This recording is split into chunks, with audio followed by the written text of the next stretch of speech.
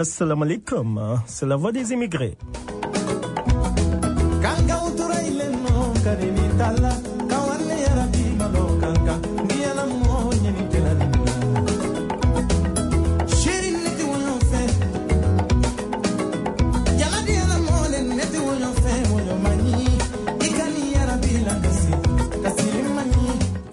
La voix des immigrés, votre émission préférée, présentée par Malik Silla à New York.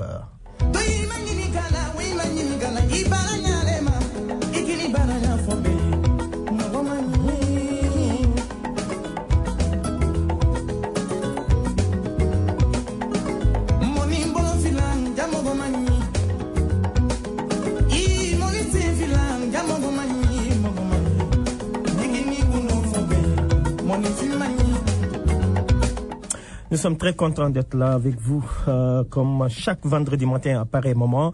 Comme vous le savez, on va partout dans le monde avec la diaspora. Aujourd'hui, ça fait maintenant 2 semaines ou 3 semaines, on va rester politique parce que c'est très très intéressant. Nous sommes dans une phase critique au Sénégal, donc on va rester politique.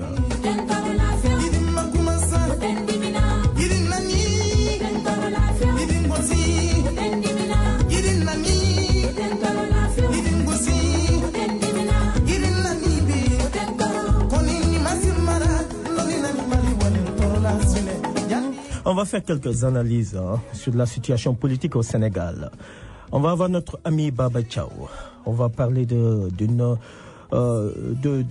quelque chose qui nous intéresse, qui intéresse les Sénégalais et qui veulent dévier les Sénégalais sur ce qu'ils veulent faire pour cette contentieux électoral. On va en parler avec Baba Thiaw.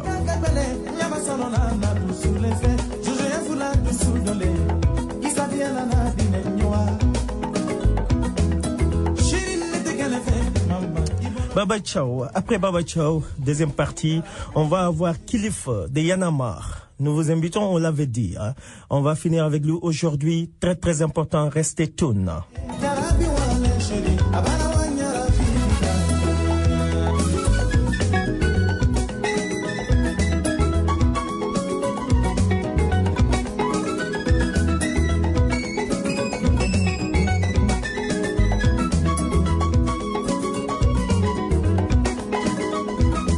asalaamaaleykum suñu mbokk diaspora bi maa ngi leen di nuyu fu ngeen mënti nekk ci àdduna bi Malik Silla seen doomu ndey seen xarit moo fi nekk ak yéen jusqu'à 3 heures du matin.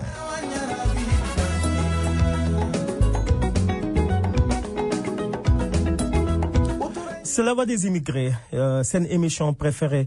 Xam ngeen lu ñuy def mooy dem un peu partout dans le monde. Xam ngeen ni temps yi ñi ngi ci contentieux électoral boo xam ne nit ñi dañ ko bëgg a fàtte. Ils veulent être divertis te c'est pas normal. Dinañ fi ñëw avec suñu xarit Baba Thiaw defal leen ay analyses yu am solo yoo xam ne il faut ngeen xam ko parce que dañ leen bëgg a divertir te loolu ñun bëgguñu ko dañu bëgg élection yi mën a jaar yoon te dina jaar yoon incha allah.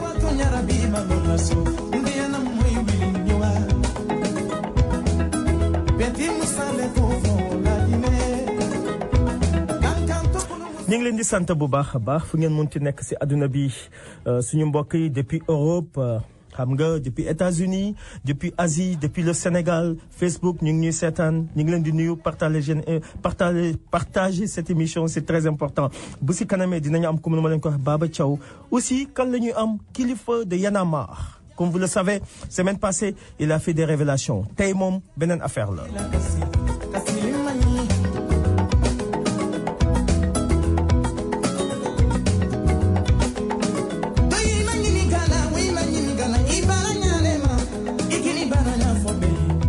xam ngeen ci contentieux électoral lañ nekk nii ci Sénégal parce que il faut pas que ñu divertir ñu donc on va rester sur ce chemin là jusqu'à ce que dëgg bi leer. ok si la ñuy nekk incha allah.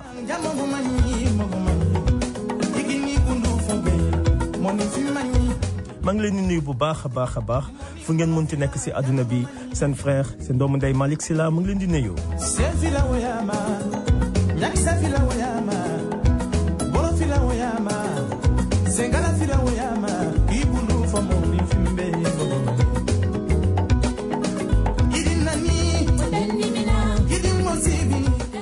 Assalamu alaikum, mbadi Mandinkolo, ani mbadi Kamoilalu, Albert Daouda Dunia en Colombal, Contona, Ntele Malik Silla, avec la voix des immigrés.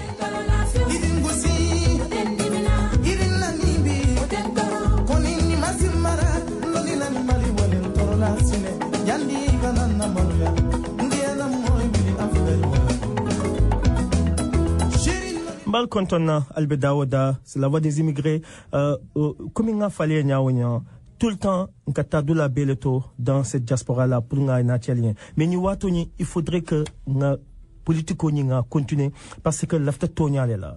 Parce que l'honnête politico ya tatanya men vraiment à bien décevoir les. Wala tuna il faut que ngana n'allie sumu parce que ni période de contentieux électoral ni et l'after divertir là. N'tel dumal la fi wala l'after tonia les OK.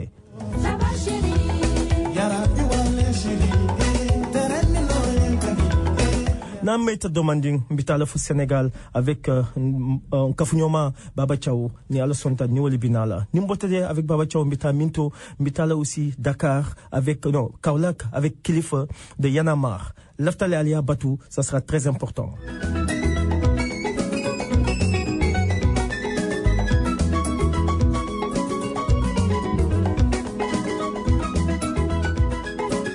Mais là ici, manglay nuyu si Facebook bi manglay ziar di ziar Fansou Dramé depuis Canada man koy nuyu suma xarit suma cousin manglay nuyu bu baax xamna bu si kaname il faut partager ça di nuyu Assane Djiko aujourd'hui il n'est pas là xamna peut-être semaine prochaine inchallah donc ñi ngi liggéey si dara bu paré dina ñëw affaire yu graw comme ni ñu leen ko waxé c'est toujours bien.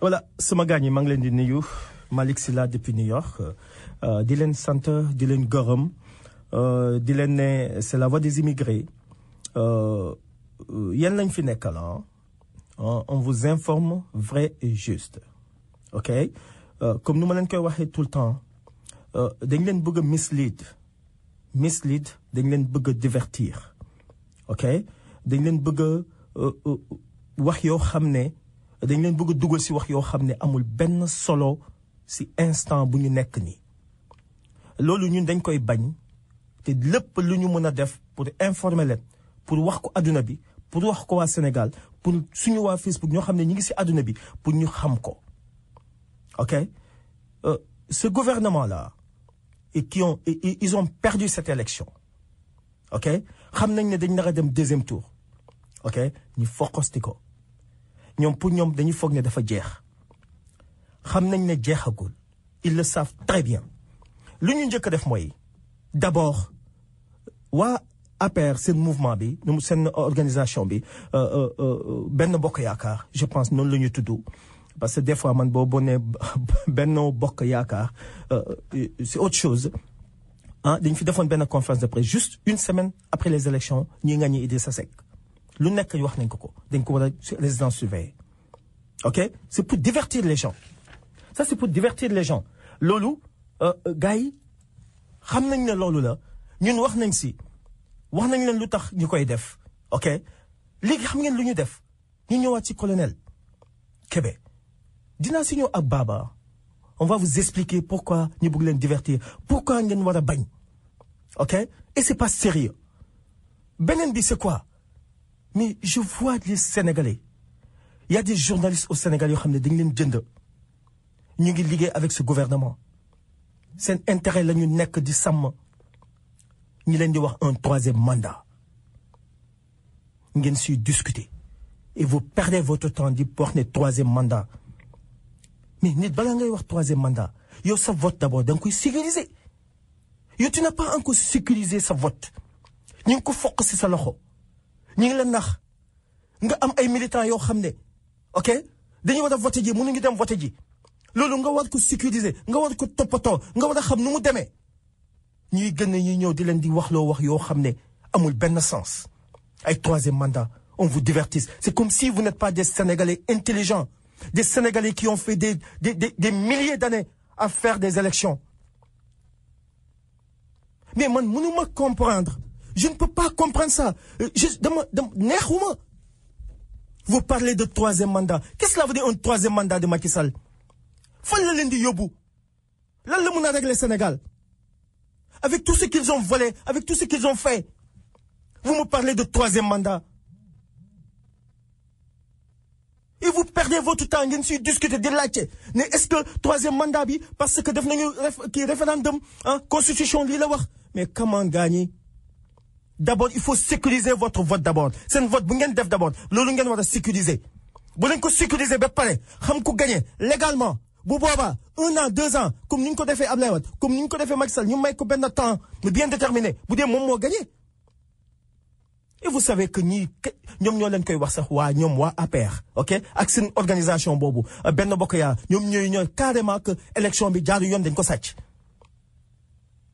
Et vous permettez maintenant que ñoom ñu leen di dili di leen yóbbu foo xam ne war leen fa dem. Le troisième mandat de Macky Sall. C'est comme si on a payé des journalistes, on a payé des gens, des chroniqueurs, ngeen ñëw ñuy wax ak yéen ngeen leen di tontu. Ba ngeen di discuter ci affaire lan. Fan la Macky Sall gagné?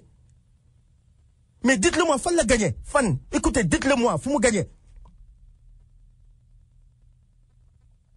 Mais fan la gagné? Ma ne ma wax leen benn affaire. Ñoom ñëpp dañu tiit. Même aux États-Unis, c'est ce qui sont là. Waa APR yi ñoom ñëpp dañu tiit. Ils savent que Idrissa Seck mu ngi ñëw. Ok? ñuy wax affaire colonel. Loolu information la. Fan la nekk information?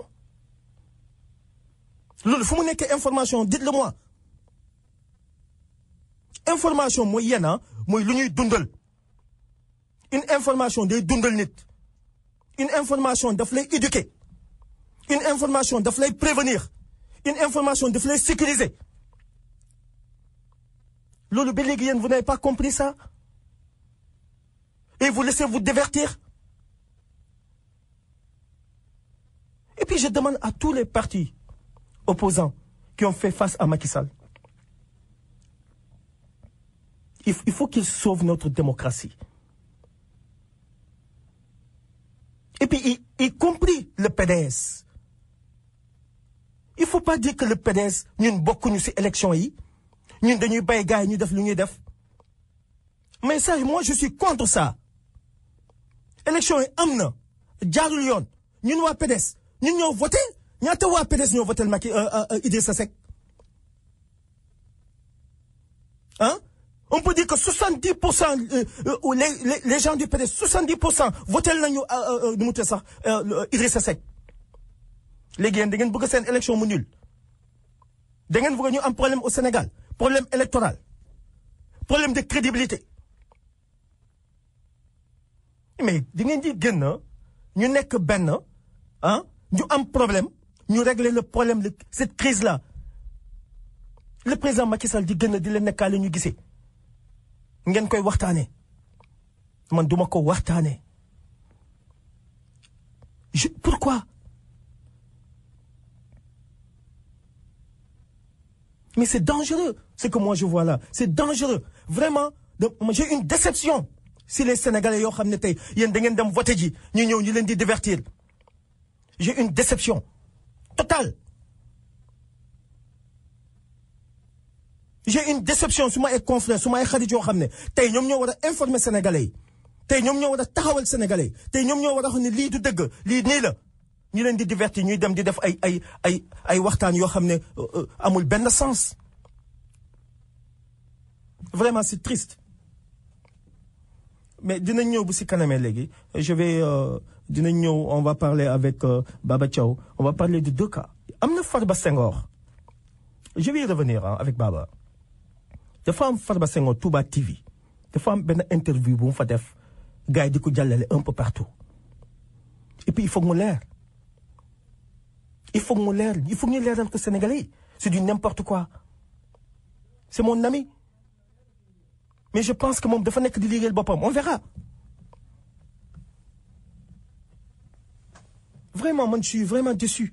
Je suis déçu parce que yow tu mënoo nekk un politicien. Yow nga ne tu es un stratège xam nga naka la ñuy gagner élection. xam nga yow naka lañ lay divertir yow war nga ko xam. Tu ne peux pas le savoir nga bàyyi la ñu diri leen. Et puis ñu leen di rey ñi ne xoolal ñi ngi xam li ñuy waxtaanee ñi ngi waxtaanee 3e mandat Macky Sall waa après ñoo koy wax ñoo leen di ree noonu di leen nga xoolal ba 3e mandat la ñuy waxtaan ñun ñu waaye yow ñun yàlla lañ si continuer sax ñu dem suñu yoon ñu gaaw 2 avril jot rapidement ñun ñu def suñu gouvernement wala ñu prêter serment c'est ce qu'ils disent hein waa après yi ñu ngi leen di ree xamu leen si dara ça c'est quoi ça maa ngi leen di nuyu waa Facebook di leen sant di leen gërëm politique dafa am yoon politique dafa am yoon gis nga politique du caaxaan yéen vous croyez que politique caaxaan la tey boo gisee ñu am problème au Sénégal politique moo tax ñu am problème du ñëpp tey ñu ngi wax si dëkk bi si adduna bi ñu ne politiciens yi baaxuñu politiciens yëpp benn lañu n'est-ce pas donc loolu mooy lan donc politique dafa am sens politique dafa am valeur politique classe la ok ouais c'est que y a des faux types yoo xam ne dañuy dugg si système bi xamuñu naka la c'est des venants wax ngeen ñu ko vous avez oublié quand Ablaye Wade jël pouvoir bi en 2000 ñii ne venant yaa ngi nii n'est-ce pas vous l'avez dit non donc vous n'avez pas appris mais ñun bu ñu nekkoon venant non ñun on l'a dañ ko mérité et puis on a travaillé on a montré aux Sénégalais qui nous sommes tey yéen ñaa leen fi toog regretté ko pourquoi le président Ablaye Wade est parti maintenant je demande n'est-ce pas au PDS ce parti le plus grand parti de l'opposition en Afrique xoolal nañu ñëw joindre ñii ñu créer benn crise politique au Sénégal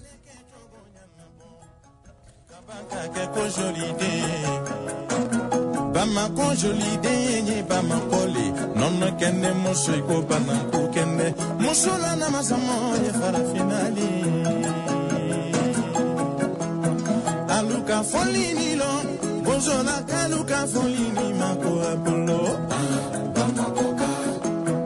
aluka folini lo nyari la kaluka folini mako apollo aluka folini lo misira kaluka folini mako apollo aluka folini ma jikoro ni kaluka folini mako apollo aluka folini lo amdala kaluka folini mako apollo madina kura kaluka folini ma bamako kura kaluka folini mako apollo jemara maseku pole ko jolide joli mosoye faransi ko madame papasila dasama tabanya kisekeni ko samalolo joli mosoye bamako ko madame nyara ogonyin kisekeni ko bersakise joli mosole woji allô allo Malick. oui allo waaw. allo na nga def. ça va bien maa ngi lay dégg waaw. ça va bien ma ne. waaw oui. waaw man da Malick yow yaa ngi oray yaakaar nga ne parce que yow kii bi jeex na bu jàgg élection yi jeex na bu yàgg nga nekk rek ba léegi. waaw mais sëñ bi nit ñi loo xam ne ni est-ce que yow PDS nga wala beneen parti nga.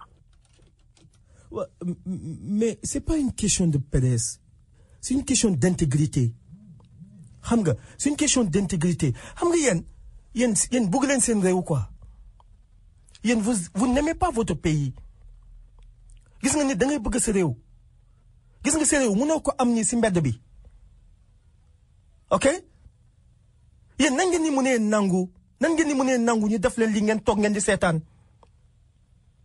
balaa nga koy xam nga tukki nga dem si yeneen dëkk yi tu vas voir ce que tey ñu ngi leen di ree tey africains yi sax tey ñoom ñoo gën a takku tey ñoo gën a takku pour jàppale Sénégal que yéen sénégalais yi allo Baba allo. oui. maa ngi lay nuyu maa ngi lay jaajëfal di la sant bu baax. waaw Malick maa ngi fay bu baax a baax. c'est ça dafa am vas-y. voilà donc je disais que di sant di nuyu auditeur ou la voix des immigrés yëpp. voilà ñu leen ziar. ñu ngi lay delloo ziar bu baax di comme d'habitude dafa am benn auditeur bu ma woo léegi mu ne élection yi jeex na ndax PDS la wala affaire yooyu xam nga il n'a rien compris il n'a absolument rien compris voilà Baba àdduna politique dañuy politique pour avancer loo suñu réew voilà Baba maa ngi lay sant bu baax dafa am lu am importance loo xam ne il faut que ñu ñëw si quoi parce que ñun c'est loolu mooy suñu devoir informer les Sénégalais vrais et justes et le monde entier ok Baba l'affaire colonel Kébé est-ce que affaire am bi ça c'est une information boo xam ne tey ñun war nañ si tarder est-ce que tu as une information. waaw Malick comme ni nga ko waxee bon gis nañ ni wax dëgg yàlla kii di le colonel Kébé depuis un certain temps. oui occupé na actualité bi. muy loo xamante ni jàpp naa ni mënoon na ñàkk. parce que wax dëgg yàlla lenn la da ngay gis ni li mu wax. xalaatu boppam la wax mais waxul aussi. ci loo xamante ni sax mën nañ jàpp ni day jur insurrection wala yu demee noonu parce que. ba tey gis nañu un militant bokk ci parti. dem ci ay élections. ñu génn ci élection yi mu manifester. li nga xamante ni moom la gis ca élection yi moom la naqaru la ca élection yi. soit utiliser ay canaux yu bëri yoo xam moom la koy kiiyee. maanaam wax ko ci rajo wala wax ko ci télé wala yu demee noonu donc. te léegi dañu gis ni moyen de communication bi gën a fluide bi nga xamante ni léegi tàmm nañ di ko utiliser muy lan. réseaux sociaux yi. alors ñu gis ni ci réseaux sociaux ci la am loo xamante ni position am la muy réflexion am. bi nga xamante ni génn nañ ci élection yi di gis-gisam. mais li ci doy waar mooy ampleur bi nga xamante ni moom lañ jox affaire bi te mënoon na ko bañ a am. parce que suñu gisee ku mel ni le ministre Seydou Gueye. moom bi mu génnee dafa wax ni kàddu yi mu wax ci boppam. ak colonel Kébé li mu wax. maanaam dafa xaw a doy waar. parce que bu demee ba méngale. geste bi colonel Kébé def ak putsch parce que putsch la wax. ak loolu ci loo xamante ni mooy. jaaxal nañu bëri parce que lan moo fi jar ñu àgg ci niveau boobu bay wax affaire putsch. parce que coup d'état militaire la. putsch coup d'état militaire la. c'est ça le colonel Kébé bien vrai que. nekkoon na ci armée mais nekkatul ci armée libéré na. actuellement il mène sa vie civile. bokk ci parti politique. am taxawaay bu mu am lu mu wax. donc man jàpp naa ni ku mel noonu. boo bëggee wax ni coup d'état militaire. c'est trop exagéré c'est un peu exagéré. ok waaw parce que amul moyen yoo xamante ni tey jii. war na mën a mobiliser armée bi. ba rallier leen ci cause am. ba ni def un coup d'état militaire. bon ñu gis ni bi le ministre Seydou Gueye waxee ba pare. gis nañu réaction bi nga xamante ni kii di le ministre des forces armées. am parce que génn na communiqué. fësal ni képp koo xamante ni da nga bokk ci armée bi. moo xam da nga nekk sous les couleurs wala da nga nekk retraite. tere nan la ngay génn ci média yi di am looy wax wala yu demee noonu ci lu jëm ci mbirum politique surtout. donc mu nekk une interdiction donc. nga gis ni kon ba léegi ñi ngi nekk ci lan. ci logique boobu ñu wax kee dafa wax ni coup d'état militaire moom la kii di colonel Kébé di fësal moom la bëgg ñu def. ki bokk ci armée bi ki nga xamante ni moom moo yilif armée bi yépp. di le ministre donc des forces armées. génn am moom itam lu mu wax pour. delloo ñi nga xamante ni ñoo bokk ci armée bi ci maanaam créer benn restriction nga xam ne du am liberté sax. génnati di wax ak ju demee noonu. mu am beneen mbir bu ci toppaat. ñu gis ni bi loolu jàllee. aussitôt après dafa amaat journal boo xamante ni. génn na am lu mu wax. li mu wax doon loo xamante ni tam wax dëgg yàlla jàpp naa ni. mënoon na ñàkk bien vrai que c'est des confrères c'est des journalistes on les respecte. wax dëgg yàlla au passage maa ngi nuyu le directeur de publication du Alioune Badara Fall.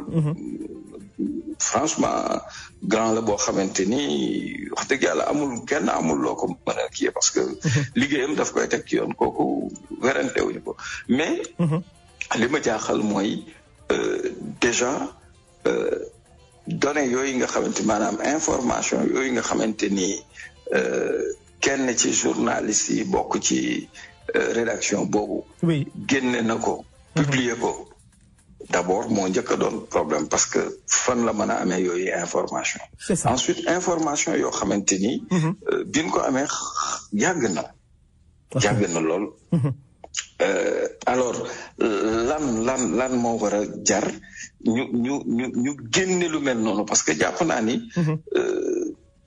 par rapport ak situation bi nga xamante ni moo jot a am colonel Kébé nommé wuñu ko ci poste boo xamante ni dañuy war a revisiter donc passé tu vois donc pourquoi yu mel noonu ñu génne ko te itam kenn ba léegi kenn mënut a certifier que ni sax lu dëggu la lu am la parce que souvent il faut le dire yenn saa yi yu mel noonu day am da ngay gis ni nekk man l'exemple que je vous donne souvent très souvent da ngay gis ni nit dala daan woo nga nekk ci rédaction nit woo la jox la information yoo xamante ni soo deful ndànk mën na gaañ doomu aadama c'est ça parce que du doon information boo xamante ni lu dëggu la alors ma jàpp ni loo xamante ni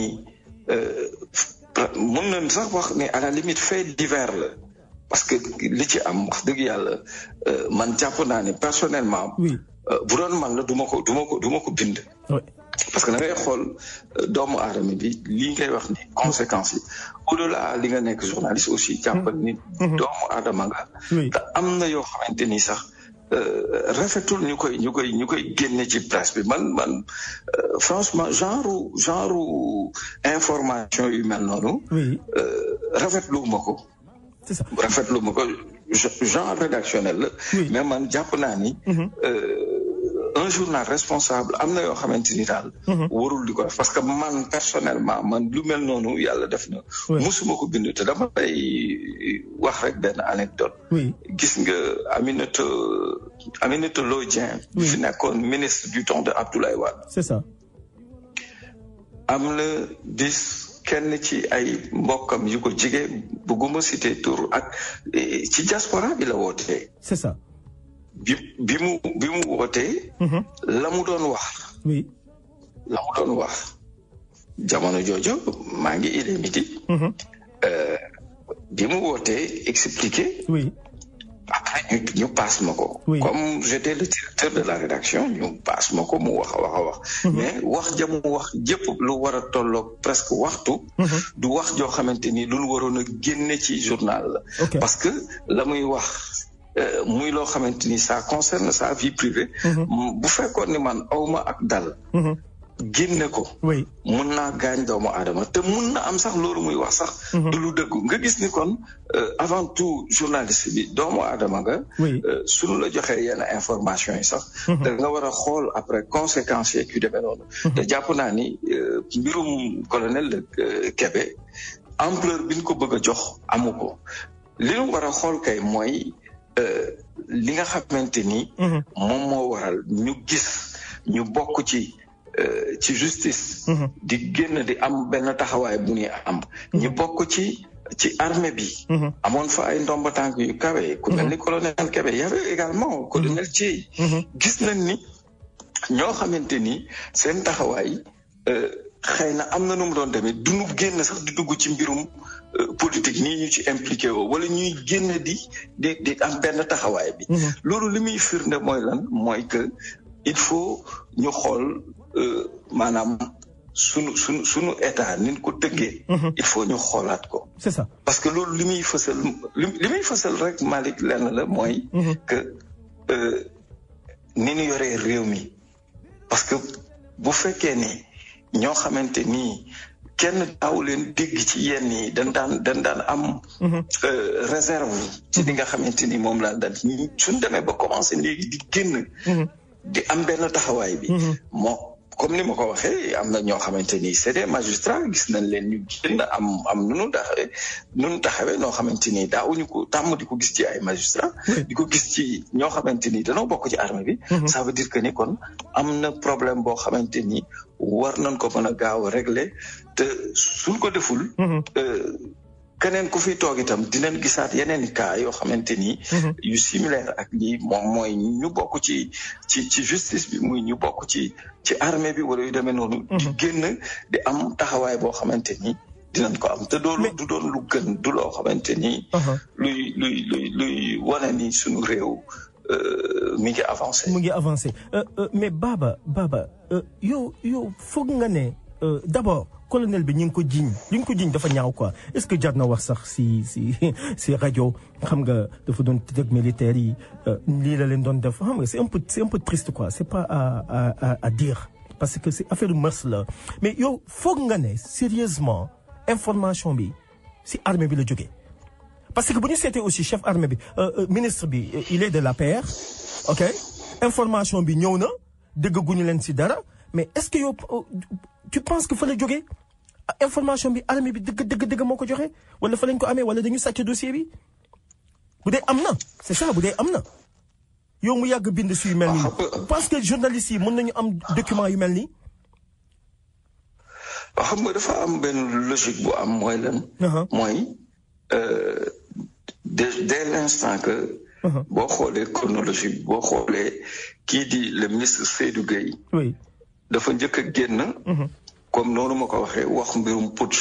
maanaam coup d'état militaire. oui après le ministre des forces armées génn daat ne armée bi moytuma kenn nga wax. ok bon comme jàpp naa ni moytul kenn mu wax. donc ñëpp jàppoon na ni mbir mi jeex na. mais da ngay gis ni dañu nekk ci logique lan. ci logique éliminer koo xamante ni mën na njortu ni. mën na ëllëg déclencher loo xamante ni du leen arranger parce que ba léegi. xam nga bu fekkee ñi ngi nekk ci mbirum waxtaan mbirum dialogue national ci mbirum politique bi. mu am tension boo xamante ni am na. su fekkee ne am na kenn koo xamante ni mën nañ considérer ni kat kii. mën na indi fitna. mën na. dugal ci xelu nit ñi loo xamante ni du bokk ak ñoom lu ñu bëgg. donc day nekk koo xamante ni day jar ñu écraser ko ñu éliminer ko. maintenant journaliste bi nga xamante ni moo publier loolu. comme ni ñu ko waxee. journaliste bi du militaire. donc information yu mel noonu. ak li ñu ko ci jox. su ko amee wax dëgg yàlla li nu mën a jortu mooy que kon. ku bokk ci armée bi moo ko jox maintenant. est-ce que ki ko dafa profité ci parce que yooyu day am. est-ce que dafa profité ci occasion bi. gis ni le colonel Kébé il est en position donc de faiblesse. mu bëgg a régler un contentieux parce que yooyu day am man tey jii l'exemple que je te donne. am na dossier yu bëri yoo xamante ni da nga koy am mais yooyu. du looy publier des fois journaliste bi aussi moom mooy xool. digganteem ak boromam ak conscience am. di xool aussi. information yi muy am. est-ce que war na toujours rek lépp mu koy publier. toi leneen li mooy lu des fois da ngay am loo xamante ni da lay leer ni. lii soo ko génnee. ça concerne la sécurité nationale. nga ne non lii kat naa ko denc wóorul. baaxul parce que. saay mën na fa jaare sax exploiter ko noo xamante ni parce que loolu day am man tey ci j'ai ci yu demee noonu yoo xamante ni. xalaatoo ko génne parce que. ça concerne la sécurité nationale donc ma jàpp ni kon journaliste boobu nga xamante ni génne na loolu. libre na ci informer la population mais aussi jàpp ni information bi nga xamante ni joxe nañ ko concernant le colonel Kébé wax dëgg yàlla du woon information boo xamante ni moom la Sénégalais yi soxla waaw parce que mbir la moo xamante ni am na problème mu mœurs mbir la moo xamante ni aussi ak contexte bi boo ko contextualiser da ngay gis ni dañ naan c'est pas une information par rapport ak li nga xamante ni moom moo am maintenant ban logique moom moo tax ba lu mel noonu am mooy comme ni ma waxee est-ce que règlement de compte la koo xamante ni am na contentieux ak le colonel Kébé nekk ci armée bi bëgg profiter ci occasion bi éliminer ko ou bien est-ce que toujours aussi du nekk ci logique lan éliminer définitivement le colonel Kébé pour que ultérieurement combat boobu nga xamante ni mi ngi ko bëgg a mëne dootul am crédibilité devant les Sénégalais pour mun ko mëne mais Baba loolu aussi daf ci am mais ñi ngi si contentieux électoral te am na lu gars di mijoter ok l'opposition bu ñëpp a xam ok mais léegi comme colonel bi réew mi la bokk ok si opposition bi la bokk est-ce que pour aussi bëgguñu def loo xam ne dafay changer stratégie actuellement lu war a xew ok pour ñu fàtte gën si affaire bi bu ñu amaat xalaat si yooyu pour jéem a manigancer les trucs là mais parce que ñu ko génnee ñu bëri ñu ngi leen jiñ ne dañu far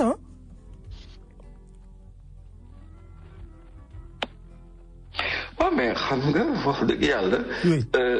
ki nga xamante ni moom groupe boobu. oui ñëpp moom amul lu ñuy laam-laame ñëpp xam na ni. nëbbul fi mu far. c'est ça bon maintenant groupe bi nga xamante ni moom la yore. bon jàpp naa ne ñoom. seen liggéey war nañ ko def de façon professionnelle. ba tax sénégalais yi nga xamante ni. parce que information c'est un droit. c'est ça waaw boo jógee rek ni da nga war a informer c'est un droit sénégalais bi dafa war a am droit ñu koy informer. mais aussi ñu koy informer juste et vrai jàpp naa ni. comme ni nga ko waxee mun na doon aussi stratégie boo xamante ni. pour créer des contre-feux maanaam déclencher problème mu le colonel Kébé.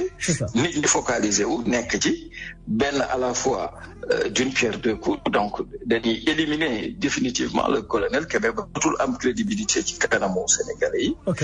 nit ñi maanaam bët bi ñu ko doon xoolee dañ koy kii. ba pare aussi. ñu détourner attention Sénégalais yi ci li nga xamante ni. mën na am mais li nga ci xamante ni daal mën nañ ko ci jàng mooy. bu ñu seetloo depuis un certain temps ñëpp ay magistrats ñi ngi génn di am na ñu taxawee. ay ñu bokk ci armée bi. doonoon fa ay kilifa. ñi ngi génn di am taxawaay bu ñu am. loolu li muy firnde mooy lan. mooy loon doon wax xam nga soo fàttalikoo kii di le président Macky Sall. oui. allô. oui maa ngi lay dégg. donc je dis que kii di le président. le président Macky Sall soo seetloo. voilà soo seetloo dafa am loo xamante ni moom ci boppam bokk na ci li nga xamante ni daf ko war a gaaw corriger. parce que suñu demee ba ñi nga xamante ni dañoo bokk ci magistrature. wala ñi nga xamante ni dañoo bokk ci armée bi doon fa ay kilifa. suñu génnee di am benn taxawaay rek ça veut dire que ni kon am na lu xew. gis nga président de la république. du question li muy Macky Sall de. mais ñi ko wutoo ak ñi ne rek ñëw ci kanam dafa am problème boo xam ni. faut ñu corriger ko parce que président de la république pouvoir bi mu am ci boppam moo ëpp. moom mooy waral lu mel nii xam nga. tey su fekkee ni yow en tant que président de la république. tu contrôles le parlement. xam nga. tu contrôles les magistrats. parce que déjà magistrat bi pour mu avancer yow yaa koy nommer pour mu avancer. su fekkee kooku avenir am carrière am mi ngi ci sa loxo. xam nga. parlement bi aussi yow yaa koy contrôler. xam nga kooku. dafa doon lu xaw a doy waar. pouvoir la bu ëpp. léegi su ko defee li muy jur mooy lan. ñëpp mën nañu bañ a topp les rangs comme ni ñu koy waxee. il faut mu am ñoo xamante ni ñoom beneen gis-gis la ñuy amee. te loolu. li ñu ko jural mooy lan. li ñu ko jural mooy la nga xamante ni amoon na soo fàttali ko ci diggante kii di le président Senghor ak Mamadou Dia. crise boobu amoon ci 62. ci la président Senghor daal di changé woon sunu constitution. boo xoolee bi mu mooy référendum boobu am en 1963. référendum boobu amoon. ci la président Senghor daal di concentré pouvoir yëpp ci moom fa la problème bi commencé parce que non président de la République pouvoir bi mu am ci boppam moom moo ëpp soo xoolee am na ay jamono ñi ngi fi doon wax naan il faut ñu indi ay réformes la réforme des institutions oui parce que lu mel nii lay jur waaw mais Baba réforme lu mel nii lay jur jamono jooja indi Baba mais réforme boobu président bu mu ñëwee Macky Sall bu mu ñëwee au pouvoir il a investi des millions et des millions jox ko kii Mbow n'est-ce pas ok mu jëm ñu étudier affaire yëpp jox ko la commission nationale de réforme il n'a pas accepté il n'a rien fait léegi mais yooyu amatul sens Baba léegi Baba maa ngi lay bàyyi nga reposer parce que am na benn élément bu mu bëgg a andi léegi ñu waxtaan si tout de suite ok voilà très important. ok.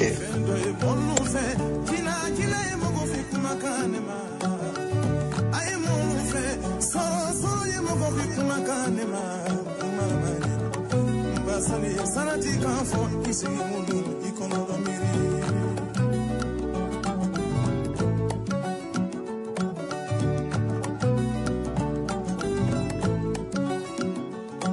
Gulu ya te basiri ni sebe yibuga Ote tumambi Fama ya te basiri ni sebe yibuga Ote tumambi Fanta ya te basiri ni sebe yibuga Kanatina kumagalema Sani sarati kan fo isi munu ikono miri sarati kanu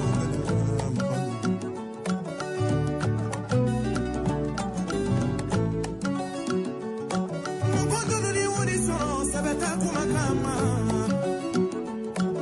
tufana ni soro sabata kuma kama tufana ni soro sabata kuma kama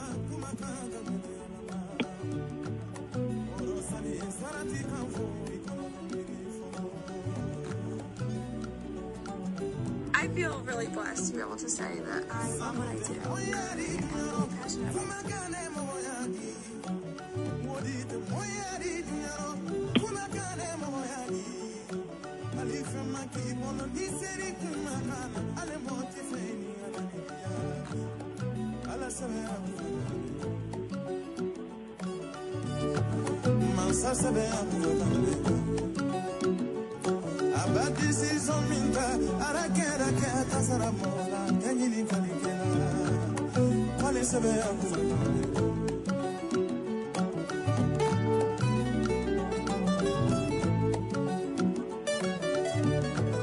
Gouvernement parallèle.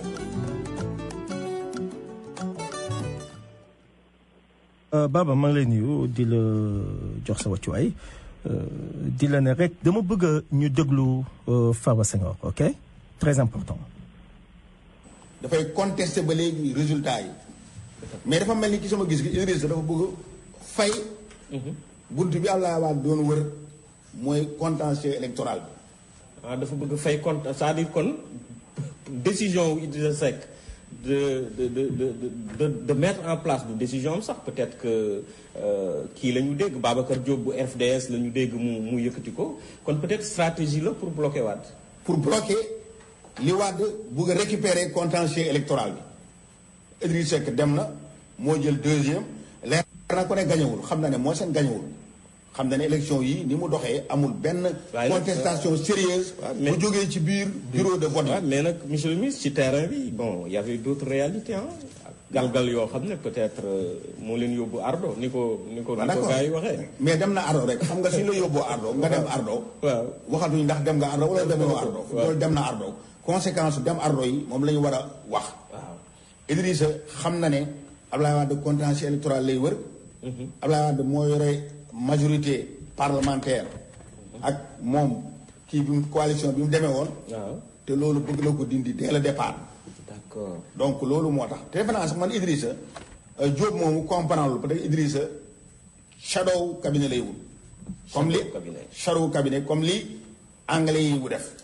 su président bi taxawalee cabinet am ak kii am ay gouvernement am. yow nga taxawal gouvernement boo xam ne ñoo koy contre. parce que Idrissa xam na politique yàgg na ci loolu. am na expérience boobu. voilà Baba. benn gouvernement boo xam ne. allo oui allo. fii laa bëgg yam pour yéen ñu ñuy déglu maa ngi leen di sant di leen gërëm bu baax si déglu bi un peu partout dans le monde.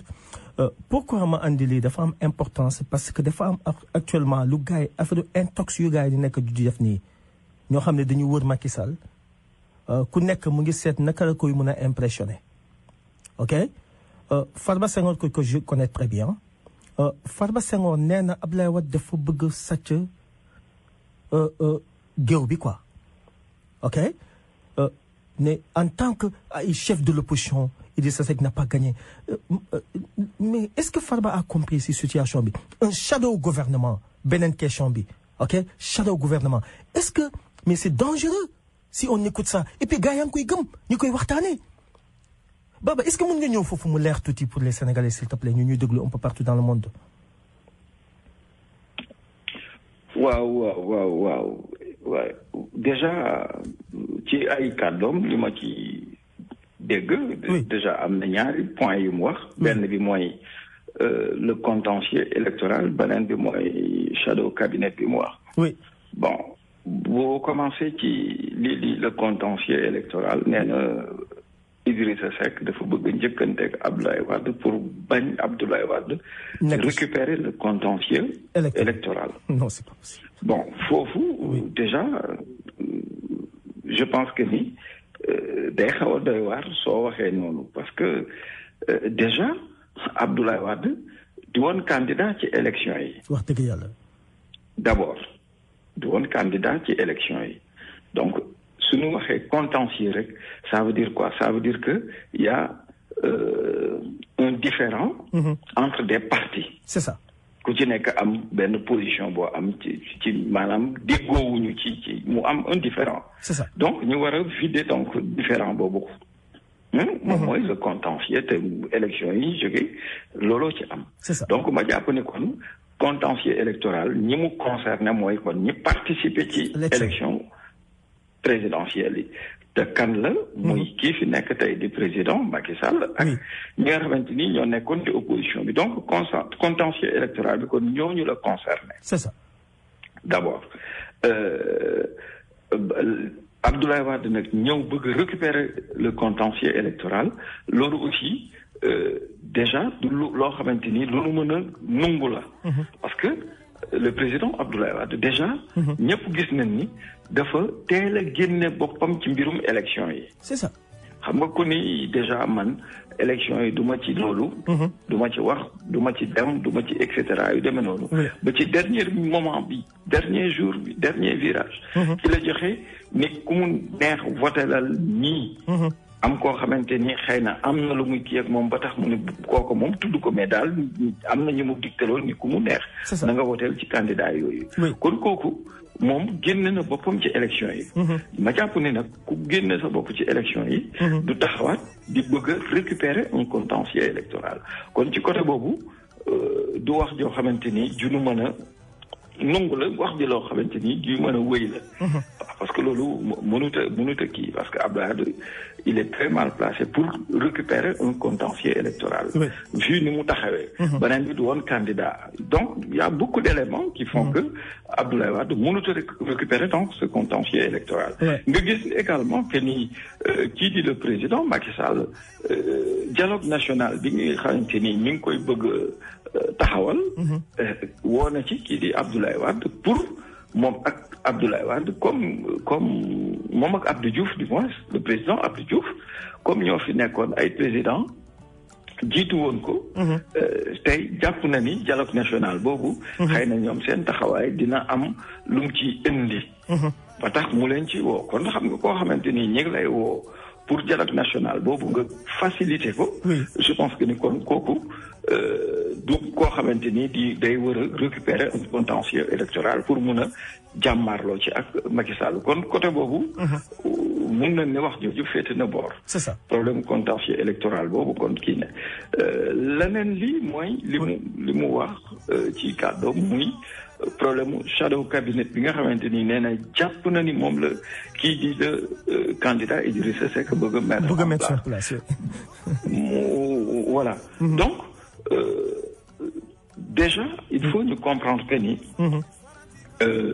mbirum shadow cabinet comme ni mu ko waxee c'est les Anglais mënut a nekk Sénégal mënuñu ko fi def. Ah bon?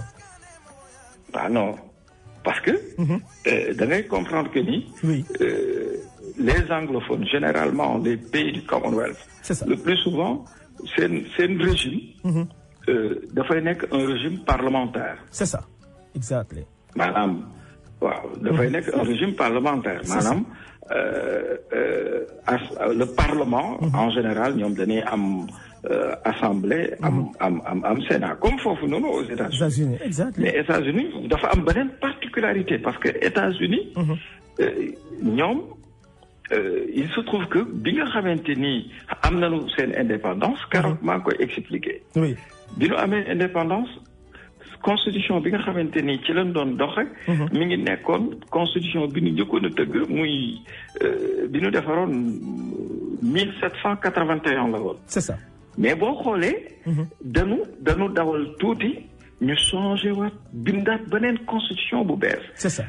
muy constitution bi nga xam moom la ñu defar en 1787 te commission sànq yaa ngi koy wax maanaam sunu réforme institution yi xam nga yaa ngi doon expliquer sànq nga ni Amadou Mahtar boobu nga doon wax muy la commission nationale de réforme des institutions. Exactement.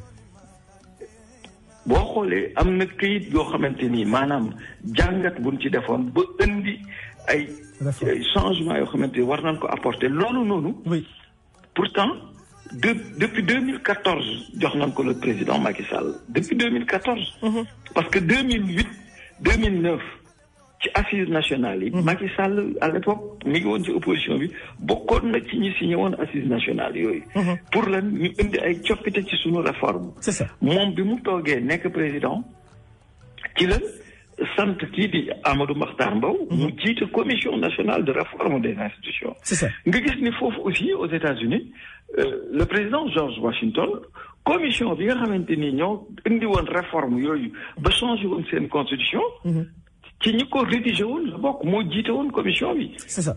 C'était en 1787 2 ans après ci la ñu appliqué constitution boobu. mais yéen vous avez un régime présidentiel pourtant soo xoolee mënoon na ni ñoom nu mu tuddati le Royaume-Uni moo leen colonisé woon donc nañu utiliser le même régime parce que ñëli ils ont un régime parlementaire mais yéen aux États-Unis vous avez un régime présidentiel. Tu vois. Oui. ñun nag Sénégal dafa am particularité bu nu am ñun dañu am un régime semi-présidentiel. Okay. C'est un régime semi-présidentiel. Okay. Ça veut dire quoi? Oui. Ça veut dire que ak sunu système ni nu tëggee sunu kii. Déjà dañu jël pouvoir yoo xamante ni dañ ko xaajale. président bi am na lu muy war a contrôler assemblée bi am lu mu war a contrôler. mais ñun sunu tu sais Malick sunu problème dëgg kan moo ñu indil problème dëgg. non. te mënuñu ko wax. non. le président Senghor. parce que bi nga xamante ni amoon na ay jafe-jafe sànq maa ngi koy wax moom ak le président Mamadou Dia bi fi nekkoon. mu tëj ko. mooy seen crise boobu amoon en 1962. C'est ça. ak la ci teg daal di créer constitution bu bees ci mooy référendum 1963 boobu. oui. ci la concentrer pouvoir yépp ci président. loolu moo waral ñun avec suñu régime semi-présidentiel. oui. président bi dafa boole lépp luy pouvoir téye ko ci loxoom. tu comprends. oui. léegi ñun suñu parlement. maa ngi koy wax léegi président bi moom moo koy contrôler. C'est ça. léegi tey pour nga ñëw def shadow cabinet. oui. boobu nga xamante ni moom la kii di. Farba Senghor wax. shadow cabinet bi pour mu mun a ne. il faut que ki nga xamante ni moom moo nekk le chef de l'opposition. dafa war a maanaam am majorité ci. maanaam ci opposition bi ci assemblée ba. C'est ça. te ñi nga xamante ni. ñoom ñoo nekk ci parlement boobu. ouais. ñoom ñooy siège ci gouvernement bi. c'est ça. bu ko defee. oui. li tax ñu naan shadow cabinet. c'est les anglais. parce que ñoom te foofu sax c'est les anglais du loo xamante ni. lu nuy kii la dañ ko reconnaître. c'est ça. dañ ko reconnaître. te ñun on a lu normal la c'est ça. de ce fait. ñoom da ngay gis c'est les anglais. dañuy wax shadow cabinet mooy nu mu tuddati gouvernement fantôme. boo koy wax en français. Ouais. c'est un gouvernement fantôme léegi ci ñoom. da ngay gis dañuy sax jël ci ñi nga xamante ni dañoo nekk ci parlement bi. oui. ñu toftal leen ay ministères maanaam dañ naan yow Malick. ñu ni la tu es le ministre fantôme de l'éducation. jël keneen ni ko tu es le ministre fantôme. de l'hydraulique. jël keneen ni ko tu es le ministre fantôme de muy ñoo xamante ni. dañuy nekk ci parlement bi. C'est ça. bokk ci opposition bi. ñu daal di créer seen benn cabinet boo xamante ni léegi. ki nga xamante ni moo nekk le ministre de l'hydraulique wala le ministre de l'éducation wala yooyu. yow léegi dañ naan la yow yaa koy topp. yow li ngay def mooy lépp lu muy liggéey. da nga koy surveiller. da nga koy contrôler. da nga koy critiquer. su ko defee. ñi nga xamante ni ñooy peuple bi ñoom ñooy xool. par rapport ak critique yi ngay def. par rapport ak réflexion yi ngay dégager. su ko defee ñoom bu mu gisee ci yow loo xamante ni dal na seen xel. su élection amaatee. suñu votelee opposition bi. yow mi nga xamante ni yaa nekkoon le ministre fantôme de l'éducation. di nga am 1000 chances. su ngeen ñëwee bi nga nekkee ci opposition bi yow yaa ko nekkoon le ministre fantôme de l'éducation. Baba su ngeen ñëwee. Baba oui. may ñu 5 minutes ñu ñëwaat si yow rapidement ñu jël 5 minutes si kilifa avant ñuy jox parce que temps bi ñu koy changer.